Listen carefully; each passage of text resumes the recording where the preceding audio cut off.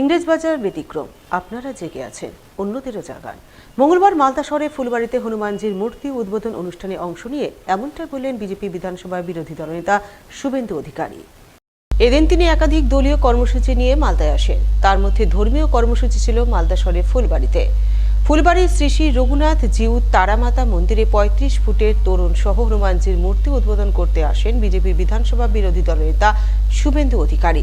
তিনি অনুষ্ঠানের মূল উদ্যোক্তা তথা ইংরেজবাজার পৌরসভার বিজেপি বিরোধী দলনেতা অম্লান ভাদুরীর আমন্ত্রণে এদিন ফুলবাড়িতে আসেন। শুভেন্দু অধিকারী ফুলবাড়িতে পা দেওয়া মাত্রই বিজেপি নেতা কর্মী সহ সাধারণ মানুষজনের সংবর্ধনা জোয়ারে কার্যত ভেসে যান। সকলেই তার নামে জয়ধ্বনি দেন।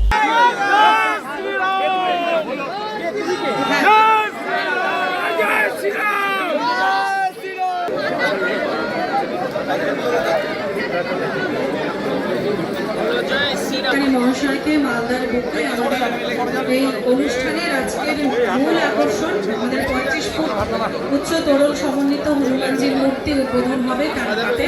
বিজেপির বিধানসভার বিরোধী দলনেতা ফুলবাড়ির শ্রী শ্রী রঘুনাথ জিউ তারামাতা মন্দিরে ৩৫ ফুটের তোরণ সহ হনুমানজির মূর্তি উদ্বোধন করেন।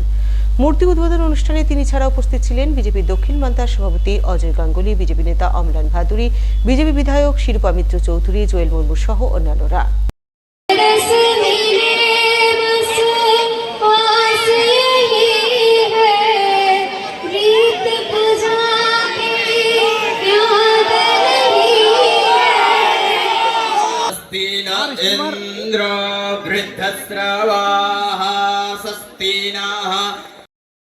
শুভেন্দু অধিকারী হনুমানজির মূর্তি উদ্বোধনের পর মঞ্চে বক্তব্য রাখতে উঠে হিন্দু সনাতনীদের ভাবাবেগে শান দেন। তিনি সনাতনীদের জোটবদ্ধ হওয়ার আহ্বান জানান।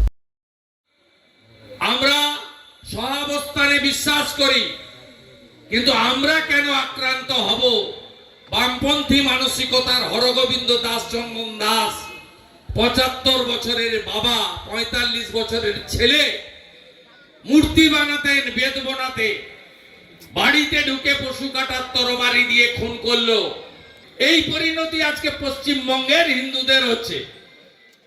আপনি যদি এখনো ঘুমান, আমি বলি ইংরেজবাজার ব্যতিক্রম, আপনারা জেগে আছেন, দয়া করে অন্যদেরও জাগান, অন্যদেরও জাগান, অন্যদেরও জাগান।